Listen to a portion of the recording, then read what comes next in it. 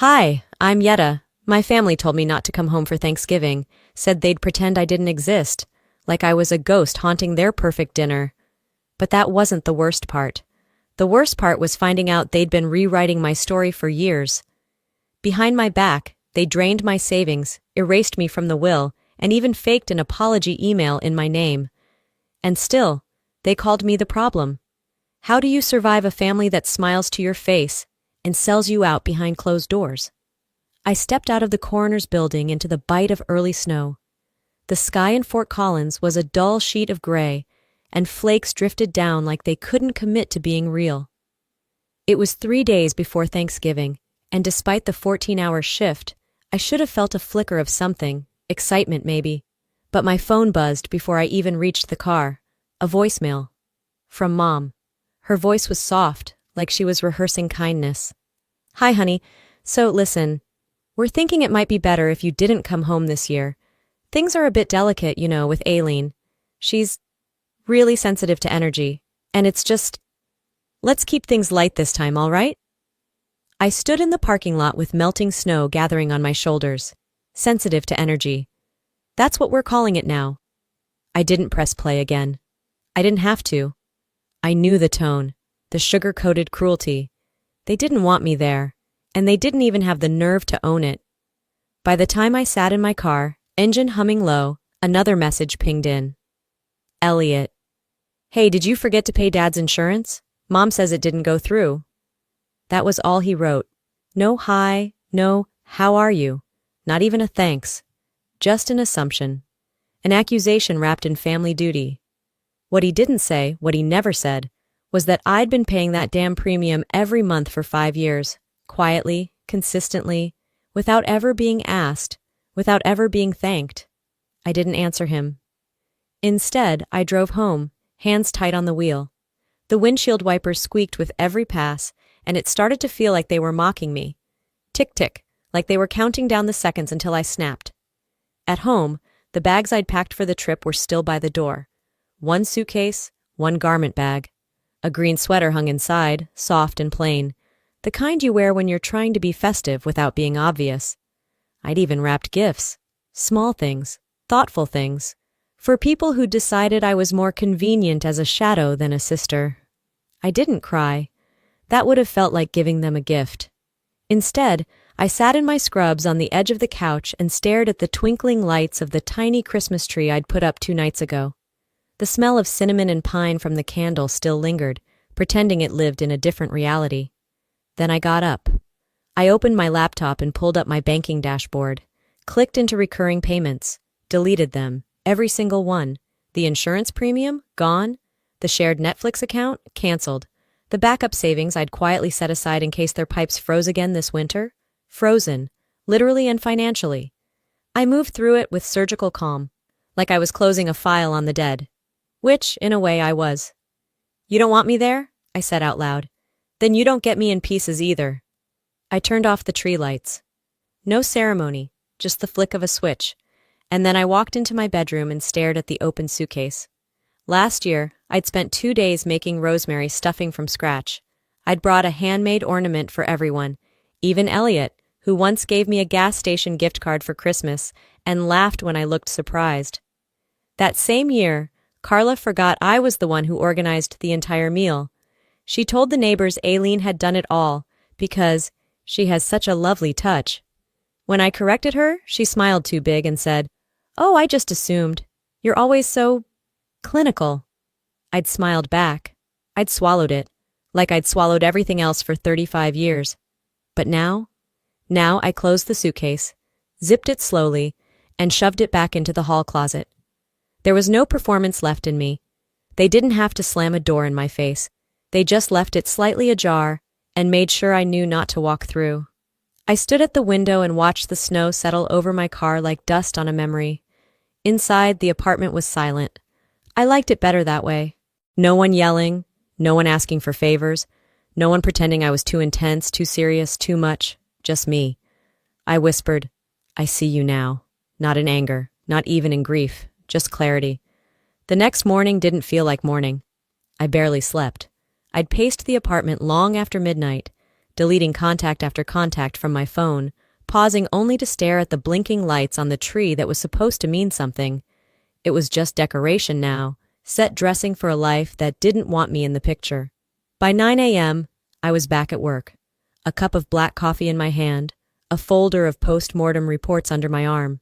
I made it as far as the hallway outside the lab before Dr. Hennings, my supervisor, stopped me. "Yeta, can we chat for a minute in my office?" His voice was too neutral, the kind you use when you're trying to soften the blow. I nodded, set my folder on the bench, and followed him inside. He didn't sit. That was the first red flag. He stood behind his desk, fiddling with a pen. "We got a call. Yesterday afternoon." My gut already knew. My head caught up a second later.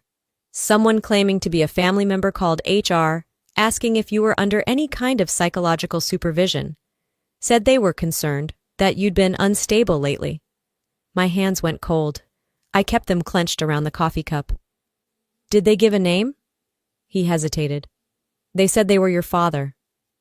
Of course, the man who couldn't figure out how to open PDFs without my help now decided he was qualified to diagnose my mental health from 3 states away. "I'm fine," I said. "You know that." He nodded quickly, awkwardly. "I told HR the same. They didn't take it seriously, but I thought you should know." I left his office without another word. The second I stepped into the stairwell, I stopped walking. I needed the silence. Just a few seconds to keep the rage from climbing out of my throat. He tried to ruin me. Not privately, professionally. My phone buzzed again. A message from my downstairs neighbor, Pam. "Hope you're okay. Carla told us you've been under a lot of pressure lately. Made some chicken soup if you want any. P.S. You're so brave. Hang in there."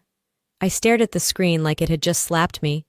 Carla had been talking to the neighbors about me, telling them I was on leave for exhaustion, painting me like I was fragile, broken, needing rest and care.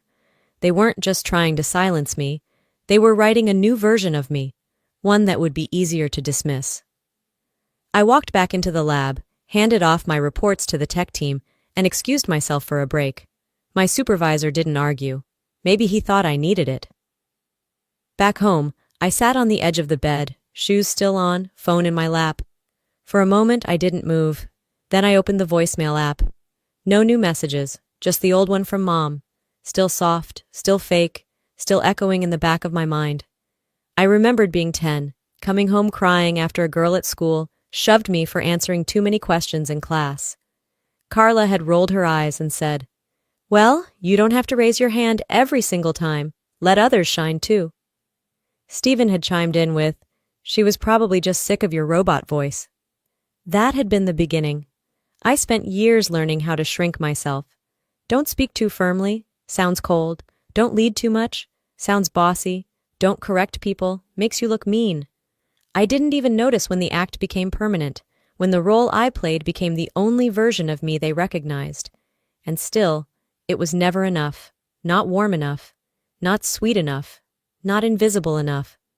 I'd always assumed, deep down, that if I just did more, if I proved myself a little harder, they'd stop looking at me like I was some stain they couldn't wash out. But now I knew the truth.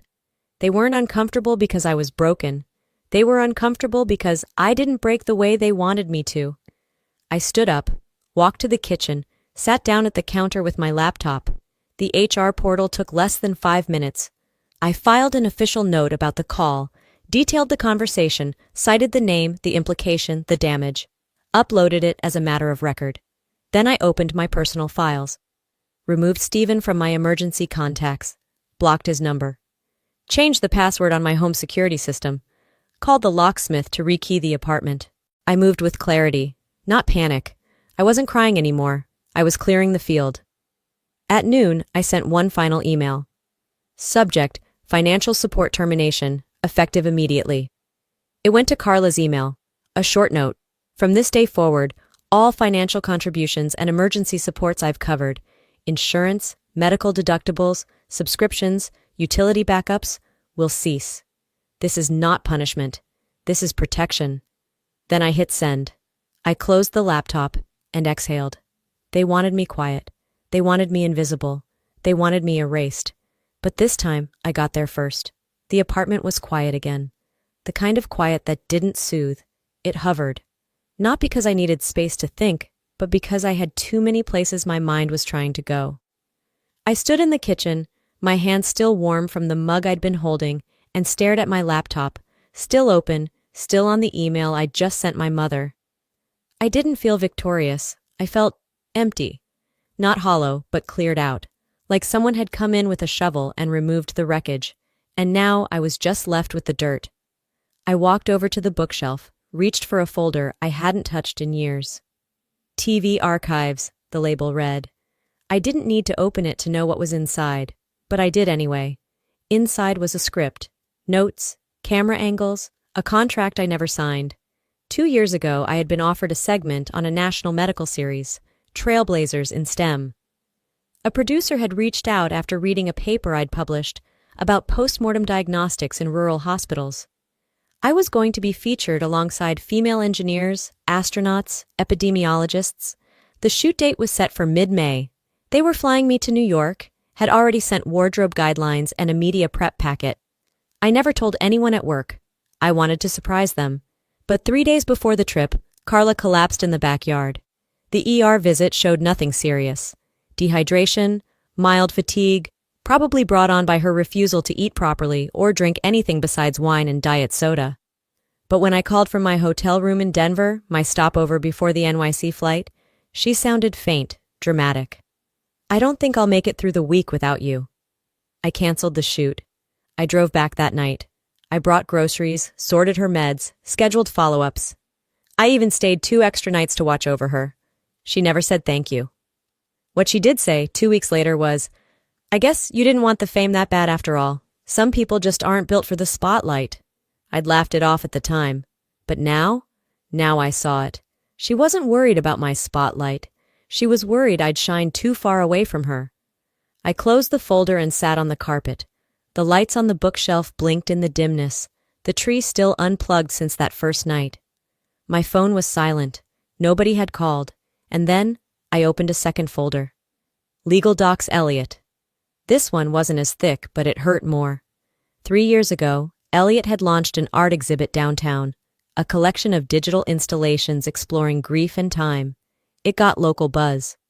A junior designer at the gallery where he displayed them claimed one of the main pieces was a duplicate of her thesis project from design school. I believed him when he said it was a coincidence. I defended him to the gallery board, used my contacts to hush the story, found a clause in her student contract that made her public claims technically breachable. He got to keep the piece on display. That night, when I told him it was handled, he didn't thank me. He just smirked and said, "You're a good sister, even if you're boring." I had nodded. Like a fool. I remembered sitting on the floor of my old apartment, staring at a blank screen while the rest of the world posted photos from his show. He didn't tag me once, not in the credits, not in the behind-the-scenes posts. It was like I didn't exist, but now I knew I wasn't boring. I was convenient. I flipped through the rest of the file. Old texts, screenshots of statements I'd written to protect him, a photo of him smiling beside the installation I helped salvage. Delete, delete, delete. I cleaned out the folder, moved the whole thing to trash, and emptied it. Then, without really thinking, I got up and opened the kitchen drawer. I pulled out a matchbook, walked to the bathroom, dropped the interview script into the sink, lit one match, watched it burn, slow, then fast. The paper curled in on itself like a secret it no longer wanted to hold. I didn't feel dramatic. I felt clean. This wasn't about punishing anyone. It was about finally erasing a version of me that existed solely to absorb their mistakes, to carry their messes like some family janitor they never paid, never acknowledged, and certainly never cared about. I stood by the sink until the last ember fizzled. Then I turned off the light and went to bed. It didn't matter if I couldn't sleep. I'd finally stopped dreaming of them. The next morning was thick with that strange kind of silence that happens after something burns down. Too quiet to be peaceful, too cold to feel clean. I stood by the window of my apartment, watching the frost creep along the edges of the glass, when my phone lit up with a voicemail notification. Sharon. I hadn't heard from her since summer, and even then it was just a forwarded joke about dog hair and motherhood. This message wasn't funny. Yeta? Her voice cracked through the speaker. I don't even know what to say. They're saying you ruined Thanksgiving. But you weren't even there. Aileen left halfway through the meal. There was shouting. Then your name came up. And now it's all over the place. I didn't move. My name, my absence, that was enough to ruin a holiday? A few seconds later, another alert popped up. A missed call from Carla. I let it ring out. Then came the inevitable follow-up. A syrupy voicemail layered in faux concern. Sweetheart, it's been a crazy day. We're all just trying to keep things calm, okay? You know Aileen. She's very sensitive. Someone brought up hospitals, and she just couldn't handle it. We all thought it might be better if you could talk to her, maybe help smooth things over. Just tell her you didn't mean anything by it. I wasn't even there. And still, somehow, whatever had gone wrong, whatever drama had unfolded, they had dragged my name through the center of it. I called Sharon back. She looked shaken, Sharon said. Aileen, I mean. She said something about hearing jokes, about you, about your work. Then she saw that photo again, the one from your graduation, and left, just stood up and walked out. Of course, they left that photo up. They didn't take it down, didn't even bother to hide the one visual reminder of the daughter they'd disinvited. It was always just easier to pretend I was a problem rather than admit they were the cause. I didn't need more detail. I'd heard enough. And then, as if timed perfectly to punctuate my fury, a notification slid across my screen. Instagram. Aileen had posted. The photo was a grainy picture of a wine glass on a table, but the caption hit like a stone. Some people smile while mocking the woman who saved my grandmother's life. That's not family, that's theater. The comments were already piling up, people asking what happened, others tagging Elliot. His art page was getting flooded with people calling him a fraud, a manipulator. Some even linked back to his old plagiarism accusations. Finally, the truth had legs. And I wasn't the one running it. I didn't feel vindicated. But I did feel something unfamiliar. Witnessed. They weren't just losing control of me anymore. They were losing control of their story. I was still reading through the threads when Stephen called. I answered. I assume you've seen the post, he said. No hello, no how are you? You need to talk to Aileen. Tell her it was a misunderstanding, that she took it out of context. And why would I do that? I said, voice calm. Because she's making us look like monsters. She tagged your photo. She's got followers in that, whatever, art scene. New York people. People talk. I leaned back in my chair, staring at the ceiling. Let the silence build between us until he said the one thing I was waiting for. She's ruining your brother's career. There it was. Not about truth, not about me, just damage control.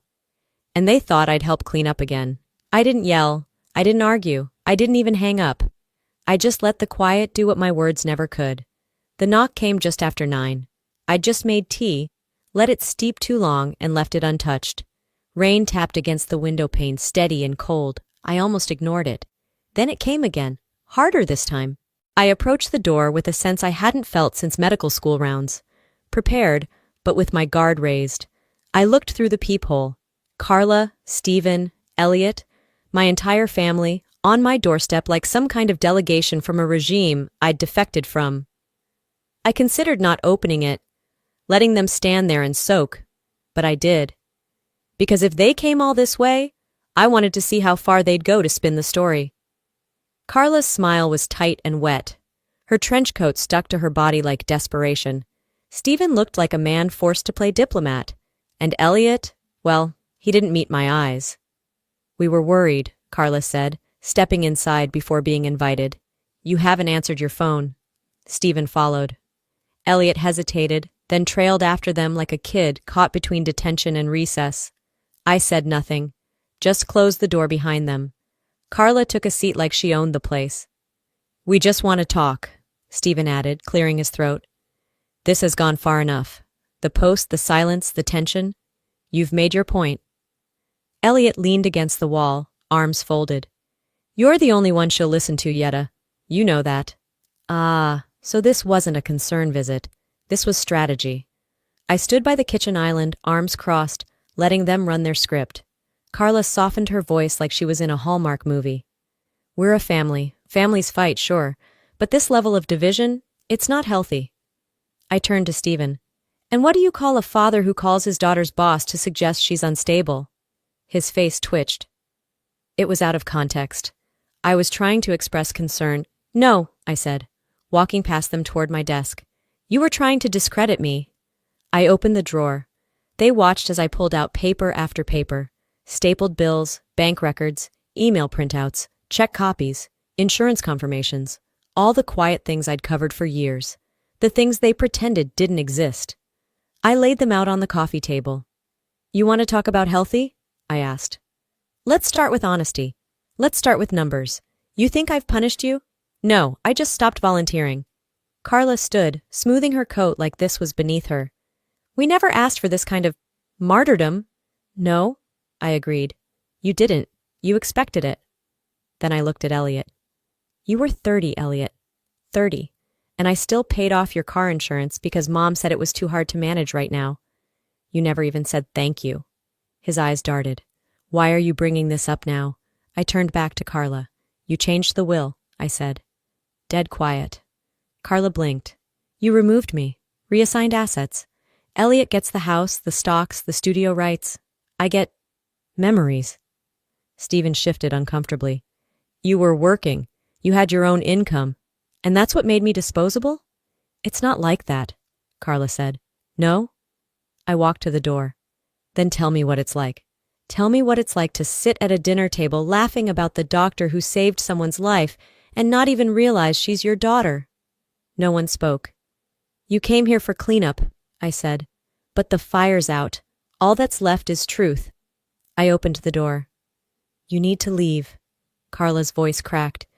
Yeta, I won't call the cops, but next time I won't say it twice. They stood there for a moment like actors who forgot their lines. Then, without another word, they walked out. Stephen first. Carla followed. Elliot glanced back once but said nothing. I watched them walk down the hall, their footsteps damp and heavy. No one looked back. Neither did I. The apartment had finally gone still. Not quiet in the way it gets at midnight when the world outside softens, but in the way a room does after being stirred up, examined, judged, then left alone. Like the silence wasn't natural, but imposed, fabricated. They hadn't touched anything during the visit. Not physically, but somehow it felt like everything had been handled. The cushions, the bookshelves, the coffee mug on the counter. Even the air felt sifted through, worn down, contaminated. So I cleaned every corner, every surface, more from instinct than necessity. I vacuumed behind the couch, wiped down the fridge door, washed the curtains, scrubbed the bathroom tile. Not because they'd made a mess, but because something inside me needed to reclaim the space, needed it to feel like mine again. 3 days later, just as I was finally beginning to concentrate on work, Aileen messaged me. Thanks for your email, she wrote. I was confused at first, but I appreciate the apology. I stared at the screen. What email? I hadn't sent her anything. I hadn't even replied to her last post. My stomach turned, a sick twist of confusion and dread. I typed back instantly. Can you forward it to me? She did. Less than a minute later, the forwarded message hit my inbox. Subject line. I'm sorry for everything. The sender address was mine, or almost. Just one letter off. A near-perfect imitation. Close enough that anyone scanning quickly wouldn't notice the difference. But I noticed.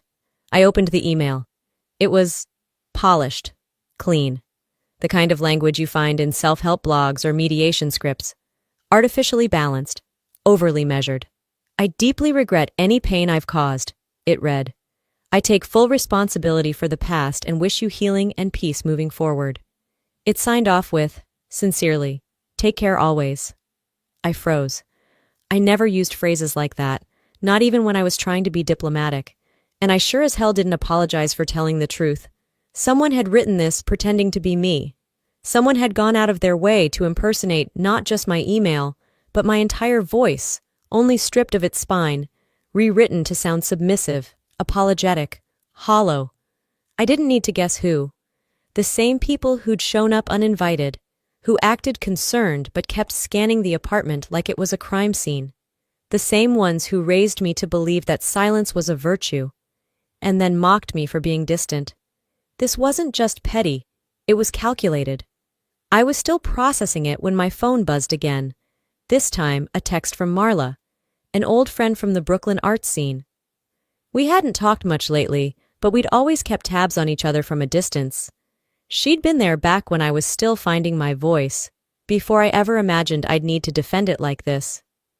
"You might want to see this," she wrote. She attached a video clip. I clicked play. At first, I didn't understand what I was hearing. It was my voice, clear as day. But not my words, not entirely. Some people are too fragile to handle the truth. Cold, condescending, detached. Then it hit me. The panel, Boston, 3 years ago, a conference on trauma-informed science. I'd been one of the closing speakers. The full quote had been, "Some people are too fragile to handle the truth right away, so it's our job as professionals to help them get there, safely." But the way they clipped it, it made me sound like I thought fragility was a weakness, like I had no empathy, like I saw trauma as an inconvenience. I scrolled down. The clip was already making its way through Aileen's network. Reposted, recaptioned, a parade of reactions that all pointed in the same direction. Underneath, someone had commented, "If this is who she really is, I get why the family cut ties." That line stuck to me like gum on a shoe. I read it 3 times, then closed the thread. There it was. A version of the story, already told, already believed. A version that didn't include me, not the real me. Just the caricature they'd constructed. The cold sister, the difficult daughter, the arrogant expert. But this time, something was different. I didn't spiral. I didn't panic. I got organized. I pulled open the drawer next to my desk and took out the slim black folder I'd labeled legal. Inside were documents I'd prepared months ago, just in case. The number for my employment lawyer, a printed copy of my workplace's defamation policy, a template for a cease and desist letter, pre-filled with everything except the recipient's name. Within an hour, I'd filed impersonation and defamation reports across every platform that hosted the fake email or the clipped video. I sent an incident report to HR, not out of fear for my job, but because I wanted a record. I wasn't just reacting, I was documenting. Then, I sent one final message to Aileen. For the record, I didn't send that email, and I don't apologize for speaking the truth. No emotion, no extra explanation, just clarity. That night, I made tea, chamomile this time, sat by the window, let the city lights flicker and bleed through the glass, let myself exhale. By morning, something unexpected had happened. A Twitter thread had started gaining traction. Someone, anonymous but clearly tech-savvy, had posted the full video from the panel. No cuts, no edits, just the actual quote, with context. The caption was simple. Context matters. And this woman, she was right. The replies started rolling in, slowly at first, then with momentum. Whoever clipped that should be sued. This is why people record everything these days. She didn't yell, she filed paperwork. That one made me smile. Because yes, exactly.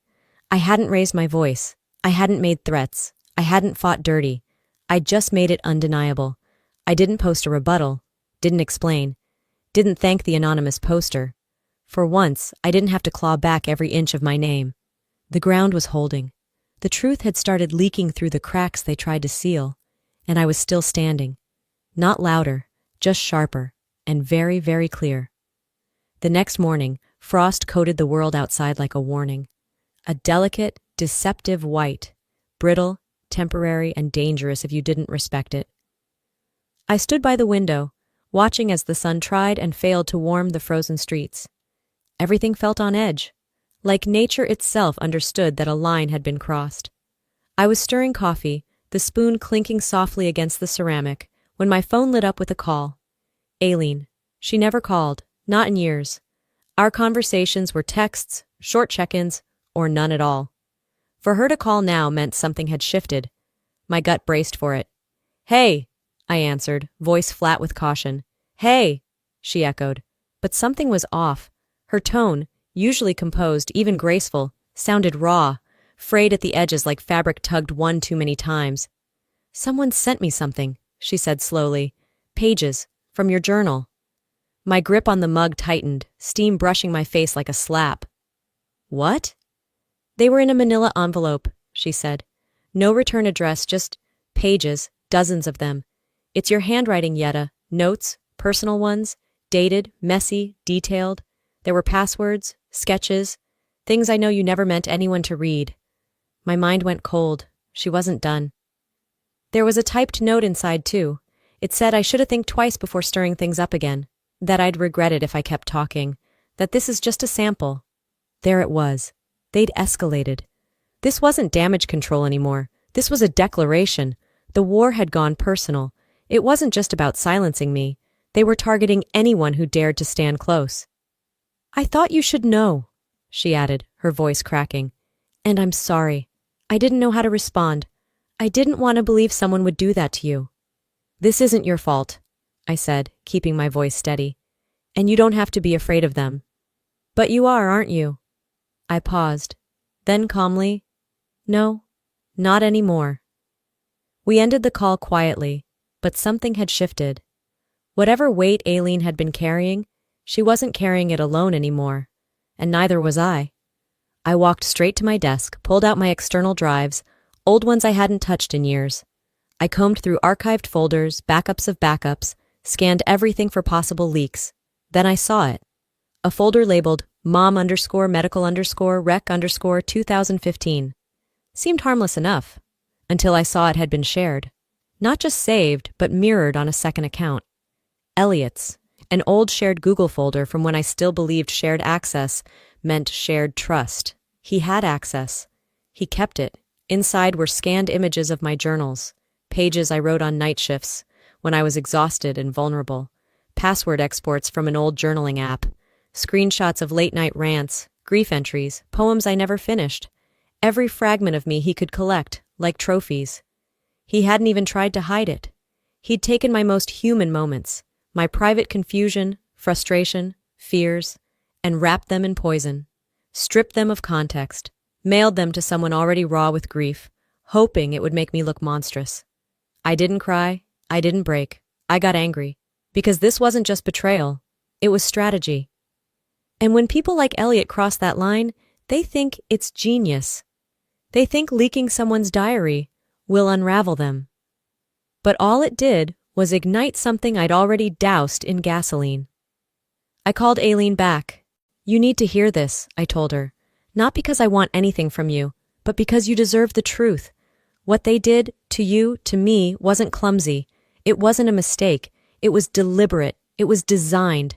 They're not chaotic. They're calculated. There was a pause, and when she spoke again, her voice had changed. I'm not afraid of them, not anymore. And for the first time, I believed her. That night, I didn't scroll Twitter. I didn't check Instagram. Instead, I logged into a professional board I rarely used, one of those slow academic platforms where people post research updates or conference schedules. And I typed one line, family isn't who shares your blood, it's who doesn't weaponize your past. No hashtags, no tags, no names, no mess. Just the truth. It didn't go viral, it didn't need to, but it landed. Screenshots of the post started quietly circulating. I noticed it in private messages from colleagues I hadn't spoken to in months. One said simply, "Took guts." Another, "Glad someone finally said it." I didn't reply, didn't need to.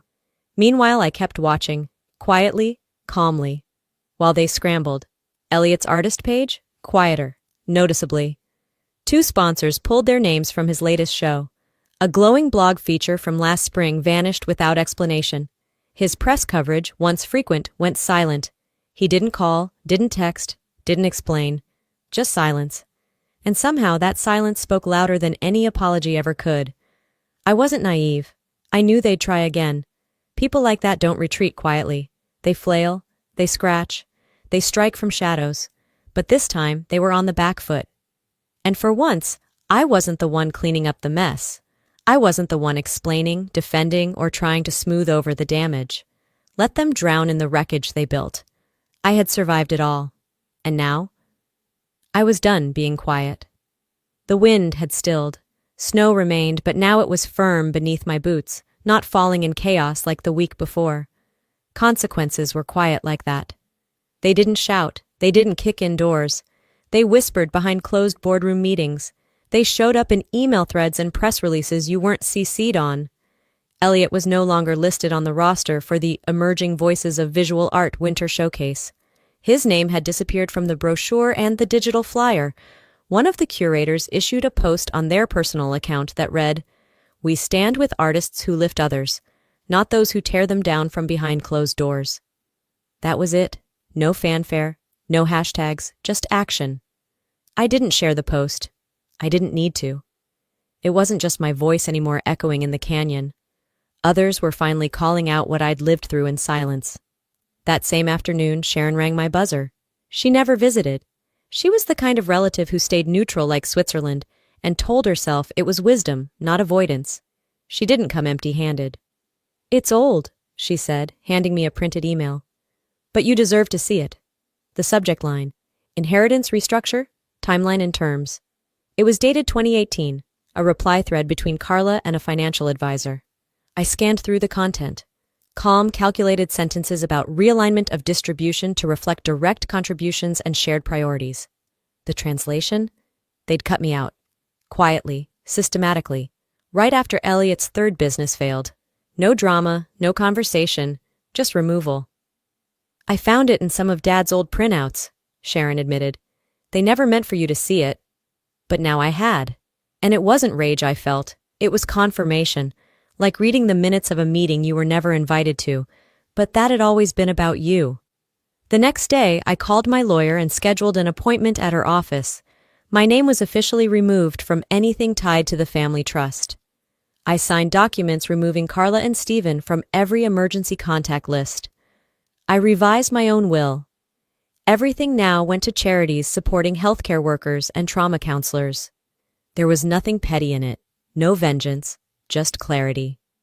Later that night, another message came through. This one from Stephen. Subject, clarification.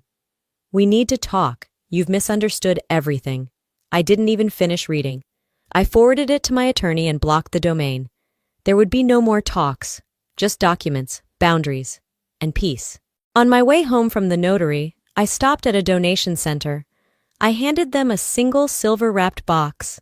Inside was the last Christmas gift I'd ever bought for Carla and Stephen. It had been sitting in my closet for years, unopened, forgotten. It didn't hurt to give it away, it felt like breathing. At home, I lit a single candle in my apartment.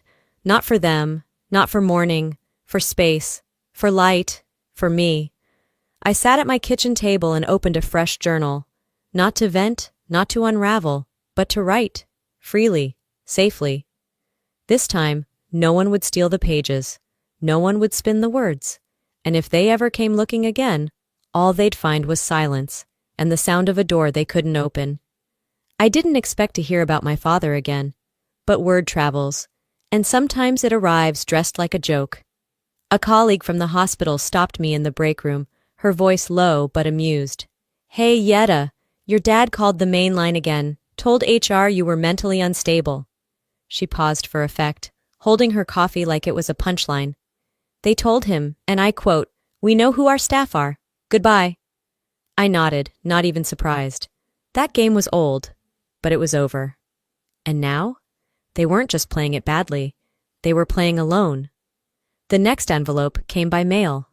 Unmarked, no return address, but the handwriting was unmistakably Sharon's. Inside, a printed page from what looked like a financial report, with a red underline under the figure, $24,385.72. Attached was a memo with Stephen's name, the company, a crypto startup that had folded 2 years ago, and scrawled at the bottom in thick black ink, "She pulled support, Elliot collapsed, so did we, she broke the chain." So that was it. Not morality, not principles, just math, just blame, just a fragile ego wounded by a failing investment and a daughter who refused to bankroll his next collapse. They didn't cut me off because I failed them. They cut me off because I stopped feeding a system that was built to bleed me dry. A week later, a letter arrived. This one handwritten, but delicate, clean, tucked in a pale yellow envelope with a small doodle of a sun drawn on the back. It was from Aileen. You reminded me what strength looks like. I'm staying in New York, I'm rebuilding from a different kind of silence. No pressure. But if we talk again, it'll be on clean terms. Respect. That's all. A. I ran my fingers over the ink. A part of me wanted to respond immediately, but I didn't. Not because I didn't care, because I did. Because for the first time, a boundary didn't feel like a punishment. It felt like an invitation to reconnect if and when we were both ready, with no conditions, no guilt. By the end of the month, Elliot had moved out of state. No farewell post, just gone. Rumor had it that 2 of his sponsors had dropped him, and a few more were re-evaluating partnerships. Carla and Stephen put their house on the market, downsizing, they told people. But I knew what downsizing looked like when it wasn't voluntary. Neighbors said Carla had become private. Stephen wasn't out much. And Elliot? Barely a mention. I didn't rejoice in it, but I didn't grieve either. They'd built a kingdom on silence and control. When I stopped playing my part, the whole illusion fell apart on its own. On Sunday night, I lit one candle. It wasn't for anyone. It wasn't for forgiveness. It wasn't even to mark a ritual. It was just light, because the room was dark, because I could. I brewed coffee for my shift, wrote 2 pages in my new journal, about patience, about gratitude, about not apologizing for peace. And before I stepped out into the snow-covered morning, I paused by the door. No one had knocked, but for the first time, I wasn't waiting. Not for explanations, not for apologies, not for closure, because not everyone learns to knock. But I'd stopped waiting by the door. And if you've made it this far, maybe you're wondering, was it worth it? Cutting ties, setting boundaries, choosing peace over performance? Let me say this. It was the hardest thing I've ever done, and I'd do it again. You don't owe anyone your silence just because they share your last name. You don't have to keep bleeding just to keep the family photo from looking messy. What they call keeping the peace is often just asking you to live in pieces. Your voice matters. Your truth matters. And healing doesn't require their permission. It only ever needed yours. Now, I'd love to hear from you. Have you ever had to walk away from someone who should have protected you? Do you believe family is earned or automatic? Drop your thoughts below, and let's start a real conversation.